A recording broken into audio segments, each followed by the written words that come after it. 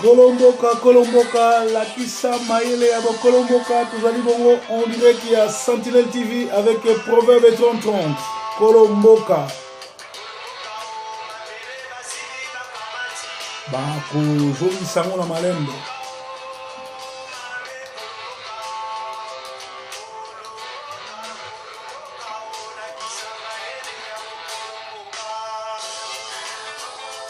Basango ya Congo na banda kuna bino. Ezali spécialité ya Proverbe 30-30, passeur de la diaspora. Boza koleka bongo, on dirait qu'il y a Sentinelle TV. Vous allez bongo pona breaking news.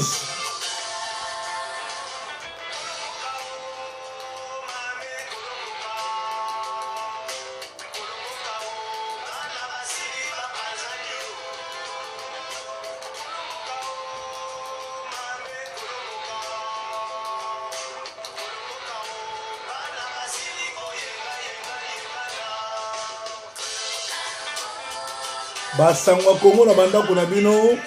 eza spécialité ya Proverbe 30-30, le pasteur de la diaspora. Vous allez koleka en direct ya Soft 15 TV. Vous allez bongo na Congo Flash TV. Vous allez pe na la bouche autorisée. Kolomboka telema bundela mboka na yo. Nani babengi mu Kolomboka?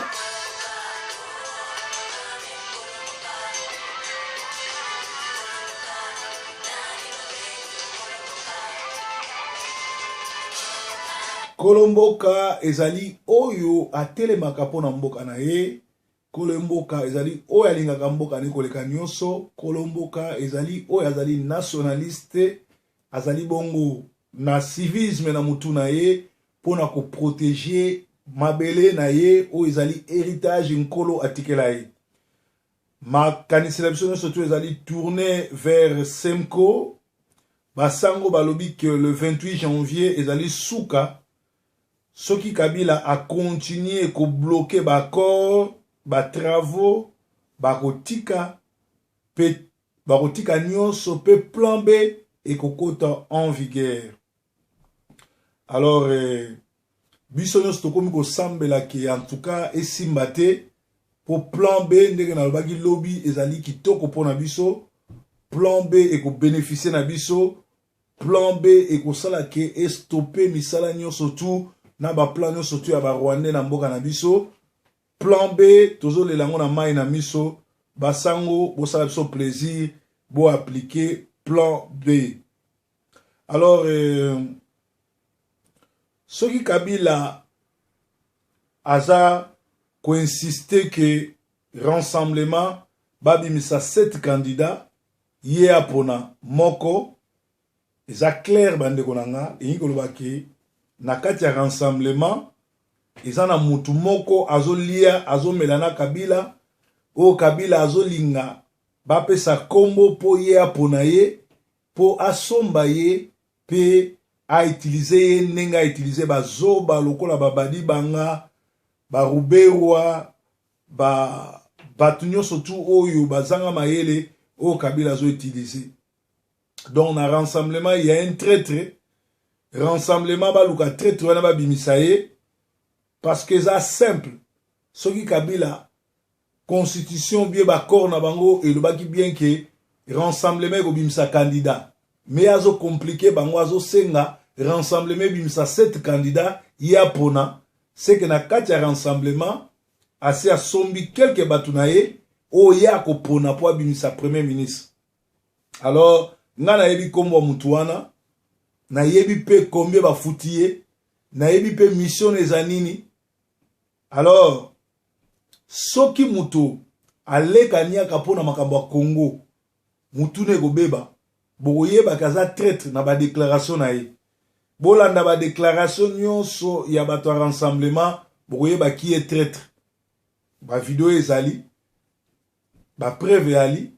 boyebi que les écritures ne s'envolent plus. Nous avons des preuves maintenant avec des interviews dans des vidéos. Alors, rassemblement, bazana ba traître na kat na bango, oyo, bazali membre IDPST, ba travailler déjà na Kabila, pe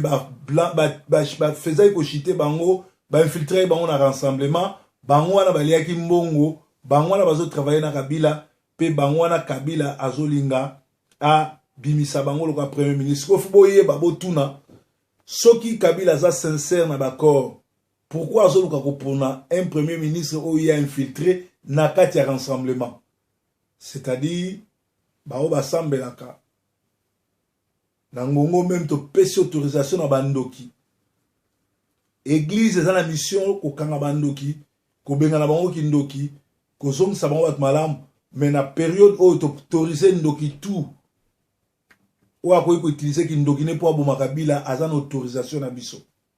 Mais après avoir aboma Kabila, to ko kanga to délivrer azongi normal. C'est simple. Pourquoi Kabila a lobi bo ponelanga 7 personnes nana repona na kati? Il faut pas aller chercher ailleurs. C'est-à-dire na kati il y a rassemblement ba agent Kabila bazali. Soka zaki na agenté alingaki jamais komona un problème, alingaki kopona oyo bango alingaki koyamba o bango ba présenter. Le fait qu'azo insisté, c'est-à-dire na rassemblement et zali bongo na ba traître. Alors biso ba oyo toza na esprit supérieur, biso ba oyo to solo la kana nzambe, biso ba oyo to yebi politique, to comprendre que eza message. Je crois ba to rassemblement pe aussi ba yebi nani waza traître, peut-être loko ba mikolo, peut-être loko la ba lingite ba to mona ke ba panzani ba melingenge, mais ba yebi mutuana. Po eloko eliaka lidesu ezaka toujours na kati ya lidesu.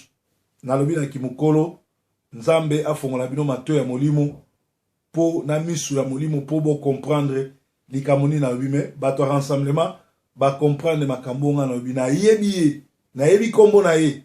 na otanga kombo sikote me na yesi bino bolanda kaka ba video nyonso bato rassemblement basali na période o ba oluka premier ministre boyeba nani aza traître nani azolia na Kabila nani oyo azoluka ko déstabiliser rassemblement. Mais biso tozala jamais d'accord na bakor wana pour na biso tozolinga le 28 janvier a eloko esala mate basango bakena bango comme ça plan B ekota place tokomona baje ya Kabila baje ya bamende bato wana nyonso kopakata mbangu déjà basi babengaki Ngwanda le Terminator na Kodjo balukela bango bandaku na Lomé pour bazo se préparer ba pakatambangu. Mais de l'autre côté, le vieux 50 B52 Mukonwankoba, le patriarche Tshisekedi, azwaki avion ake na Bruxelles kosa la check-up. Aza malade te, ana ba problème te, mais ake ko mona médecin na ye ba checker ba tala. Moni mutu so akomi mukolo, ezana ba malade mususu ko se manifester te mais ezana kati, ba ke ko checker peut-être à kosala 2 à 3 semaines pour azonga na Kinshasa na avion moko spécial médicalisé au Aroken. Mais de l'autre côté, Félix Tshisekedi sorry, azo fit position wana premier ministre, c'est-à-dire azana capacité ya ko assumer costume wana premier ministre. Félix aza kinois nazaka fan na été mais nazoloba parce que tozana ngonga oyo tozotala nani akobimisa biso na problème na akobimisa biso na élection. Félix aza kinois, Félix aza un esprit à kinois, Félix aza plus radical que son père le vieux B50 de Tshisekedi. Félix aza plus à radical neke baluba baluba akozala un bon premier ministre. Na scénario oyo ya théâtre rwandais, théâtre tout chez nous au Congo, tozomona Caméléon ayebi comment ko se salir, pe ayebi comment ko koma saint. Tout le temps liboso ba caméra infiltré Rwanda Burundais, ayebi ba génie nazo jouer, ayebi ngongani na ko la méchant, ngongani ako koma mutumabe, ngongani ako koma mutumalam, ngongani na ko sa loko azo ko sabino ki aza na po Satan, mais azo informé bino ke marche na biso, plan na biso zo tambola po tout ça déjà un mois to freiner ma solo tant ezo kende élection tozo freiner bino bozo croire que biso tokosali la bino élection na félicitaka ye po ye na zakle ba pesa biso ba information sans que ba yeba ou ba sala ngo nanko ou peut-être obi bato belé balé mbongo Congo ma belé ma mbongo na Congo eza tellement na makila bato ebebisi bango bongo oyeba ka bebi mutu na ba déclaration na bango tolobi ete ezali mawa mingi na yoki lisusu bato ebele bazoloba ke ba combattant ba congolais ba ke noko telema liboso ya centre diocésain ya basango po basango ba travailler mingi na yebi ke bato ebele ba mayele mingi te mayele mokuse na Congo tolobaki yango avant le 19 décembre que problème na Congo ezali problème ya politique te ezali crise te mais ezali problème ya occupation et Kabila un criminel rwandais représente l'occupation rwandaise parce que Kabila n'a jamais été président du Congo mais azo sala musala oyo nani Pétillon gouverneur azali ko sala gouverneur à Congo ça dit Kabila a un problème parce que azo représenté système moko et occupation ya ba rwandais na ya mindele lui ne fait que exécuter c'est Kabila les plus grands problèmes na Congo aussi longtemps Kabila ozara na Congo rien ne marchera le plus grand problème na Congo ezali semkote ezali ba aventurier tout oyo bazo représenter Kabila kunate mais c'est Kabila c'est lui qui bloque tout c'est lui qui bloque l'avancement du Congo c'est lui qui bloque l'envol du Congo c'est lui qui bloque les élections Congo c'est lui qui freine tout au lieu botindika bato bakende kolukaka ba sangwa bato na semko peuple kitela ye na kingakati to peuple ekende kobotola palais des nations ye atambola nde na ngongana bokomona ba avancer et ko salama ye mutu azo atindi bazoba lokola basami badi banga ba santete na oboya ko démissionner ye pe mutu azo tinda ba pikime lokola ba mukishi wili mukishi basala ba scénario ba théâtre tout ba théâtre nyonso tout oyo salama na Kinshasa metteur en scène c'est le Rwandais Hippolyte Kanambe alias Joseph Kabila c'est à lui yepe mutu asali ba dédoublement ba filimbi dédoublement ya ba lusha tozora ke ba fi mususo ba kanga ba tikala jamais ko kanga bango ezaki ba stratégie ba bombi bango na place moko bazolia bazomela bakosa ke bakangi bango po na ko affaiblir opposition alors ezali mawa mingi soki mutu azoloba ke population ebima ekende epa ya basango tomoni même a lancé construction ya soki lipopo bazotonga soki 5000 maisons Kabila a fait 15 ans à sali socialité a tongi l'école a tongi l'hôpital aïe na ba slogan ya modernité 5 chantiers tout et tout au départ biso quand 5 chantiers ezali le moins ba 5 chantiers or ezana ba slogan si quoi zone nga refaire croire batuke na 5 ans otonga 5000 maisons ba congolais ba na problème ya ba maison te mais ba congolais ba na posa ba sala ba lia ba mela ba se soigner tout et tala yena kimbuta bâtir stratégie moko en place Kinshasa comment basula na basula bazo mela bazo bina baza même pas na souci ya bato alongoli Kinshasa ville la belle a komisango ville ya capitale ya viol na capitale insécurité mais azoko sabatuke akotonga botel bopito tout et tout soki bato ba na mbongote soki bato bazo salate ba okende ko futela ndako ndenge ni ba okena botel wana ko se réjouir kuna ndenge ni Congolais a un problème ya ba ko créer ba misala ko créer ba nzela ko tonga ba école ko tonga ba hôpital na 15 ans sali ngote soki to bakse les mêmes 100 ans a ko sala ke lo mongote et ce bolingina matalikolo nzete po boyoka po bo comprendre alors boza la mikolo bo comprendre que Kabila a koti ko salaka eloko wana te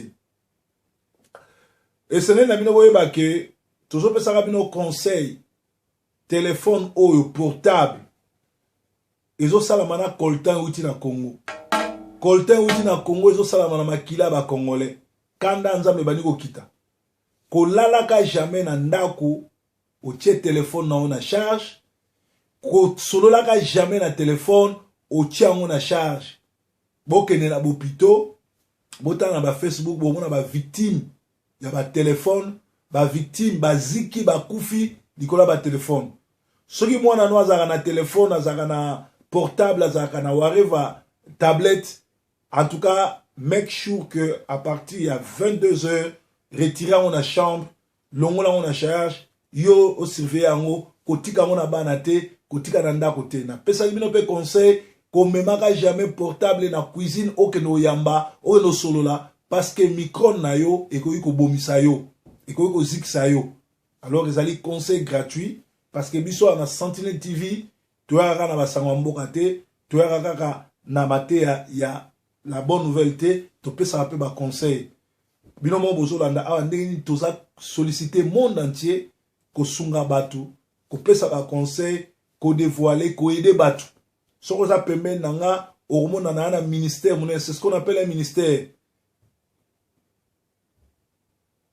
ko te ya liloba mokili mo mezolanda ko régler ba problème à batu na monde entier tous les 5 continents compte sur Proverbe 30:30 yango bo mesenisa ngate bo kokanisa ngate na ba pikime na batu oyo bazo ya ko sala ba vidéo po bazo ba vue bazo mbongo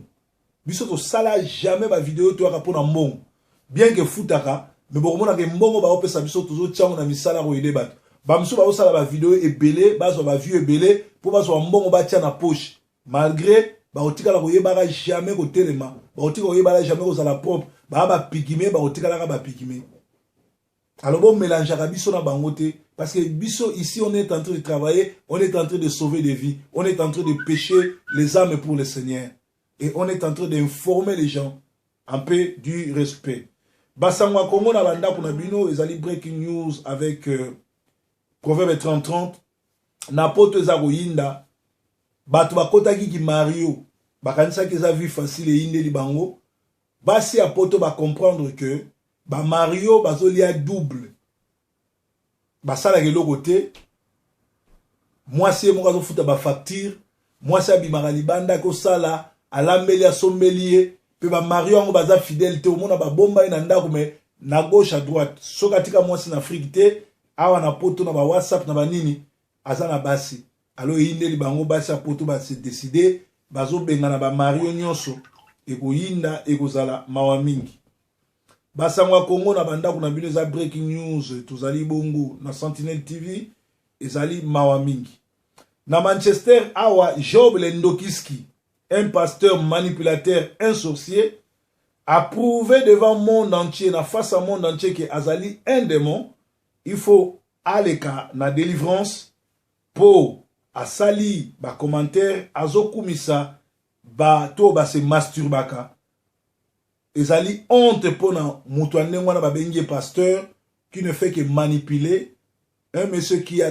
vraiment échoué, lamentablement échoué à Kinshasa parce que biso ba proverbe oyo to bani musala nzambe ate so ke na masina okuta musala o proverbe asala so ke na Kinshasa okuta église proverbe azo diriger so ke na barumbu ba biso ke armée de l'Éternel baza bana ba uta na armée de l'Éternel masina so ke na Pointe Noire ba biso proverbe a planter église a. Et les églises là sont en train de travailler. Ils ont fonctionné très bien. Mais là, na Kinshasa, ba resisate, ba kima awa, ba wana bazo créer ba problème local, ba Job Lendokiski, un pasteur aventurier manipulateur, oyo a voyagé na basi a bateau, pe a sala ba aventure belé boyo biango, pe azo prêcher ka buzo ban église, même ko yebisa basi ba utiliser ba instrument, ceux qui me bali baza sous ma capacité, pe na suka nango azo ko encourager masturbation boza ba témoin bino bato benga yinga bolanda yinga na zaka mina na Facebook te na éviter ce qu'il partage et sikoyo bango nyonso ba komi na mouvement ya ba brésilien pona bango ba kanisi nzamba na Brésil soki yo moko za na charisme te oza na don ndenge biso benga na ba démon te même na téléphone pona boya ko tia ba témoignage awa. Moi je chasse les démons même na moniote na téléphone na bengio na bengani ba démon na kombo na yeso biki bato yo bazwa bayebi alo batande ngwana siko bakima kasima bato azokanisa soka bengi musali oyo abengi brésilien abengi américain abengi chinois abengi Bénin nde bato baroya mais yo moko za na nini yo moko qu'est-ce que Dieu t'a donné so ça ne l'autre côté ou ne l'autre côté koko ça va tout. Donc bandeko boza satisfait boza servi. Donc tozana ba sangwa Congo et puis toza sous na sangwa mawa ndeko na biso chancelier des Imbwese boyebiye na Londres mwana kikwit to kolane na kikwit tamulane na kikwit na pauvre de Kwami azana sangwa mawa ko annoncer bino liwa ya mama na ye matanga za na Londres ba Faustine Mbwese famille Mbwese nyonso bazali vongo éprouvé proverbe 30 Didier Songo na famille Songo bazo présenter bino ba meilleur ba condoléances le plus attristé na famille Mbwese. Dieu a donné, Dieu a repris, tout pesa nzambe merci. Chancelier, en tout cas, nzambe coupe sange ngolo, ape sange force na famille Mbwese nyonso, betu kele na ni manabeno. Bana kikwiti nyonso, bazo lela ensemble na bino. Famille Mbwese, Brigitte Mbwese, Vieux Kablo, bino nyonso tout, en tout cas, naza de cœur na bino. Basangwa Congo na banda kuna bino, tozali kolobela makambozo lega na Congo, tolobi ete olenga nkoi esengeli bapesa ye ministère ya justice pour akanga ba faux ba juge oyo babwaka ye na boloko pe ya bwaka bango na boloko akozala un bon ministre ya justice. Tozali na sango mosusu vice premier ministre Serge Kisombe asala boloko na poto escroquerie akoki jamais kozala même chef ya balabala na Congo. Mais Sengeli Boyeba Kabila, c'est un criminel. Tout autour de lui, il travaille avec des criminels. Donc, il faut démissionner. Alors, MLC, ils ont parti Moko. Chaque fois, ils ont toujours contre l'intérêt congolais. Peut-être féliciter Chairman Jean-Pierre Bemba, Dengue Alongoli, Eva Bazaïba, na charge à parti. A Tchemoutoumoussou parce que Eva Azali corrompu. Tolobaki lisusu que IDPS ba épargner biso parti nyon surtout et lukaka présidence mais batika scénario ya kosalaka ba soutien pour na un tel ou bien une telle personne a comme premier ministre ba luka ko benga na Kabila pour ba gérer mboka lobby parce que IDPS za parti moko munene oyo et travailler makasi na opposition il est temps ba soit pouvoir total nous peut plan d'action na bango examalam. Tomoni Edi Kapen a salsaki merci à Musée Laurent Désiré Kabila na prison, mais Edi Kapen a bololé à bololé makila Musée ko retomba likolo na ye parce que atika ba aventurier ba zo pouvoir et pourtant yé akokaki ko comme le prochain président a remplacé Nokonaye. Donc aye bango ki ata leli ata pesi témoignage makila Nokonaye ko Zaka li kolonaye pour ali colonel moko bololé. Tolobaki ete na breaking news alelo tolobi ete soki rassemblement a fongoli misote a rolela na monoko mboka po so Kabila zo insister que babi misele 7 candidats et kolobake na kati ya rassemblement moko azi ale Kanyaka moko azali ami ya Kabila alors ezali basangwa Congo. Aujourd'hui, ba carte ya parti na biso to mouvement na biso mutunyo surtout oyo alingi kozwa carte na ye akota en contact na biso carte déjà yango carte ya Front pour la libération totale du Congo. Benga pour l'inscription, somba carte na yo, Petro Banda ba réunion. Pour na batbaza na Paris, bakuta na bongo na Didier 11, numéro na ye na kotia na C, benga o s'inscrire. Batamon entier bo benganga pour na ba carte na bino se bimi. Breaking news, Yesu azankolo. Awa Yesu lenkolo.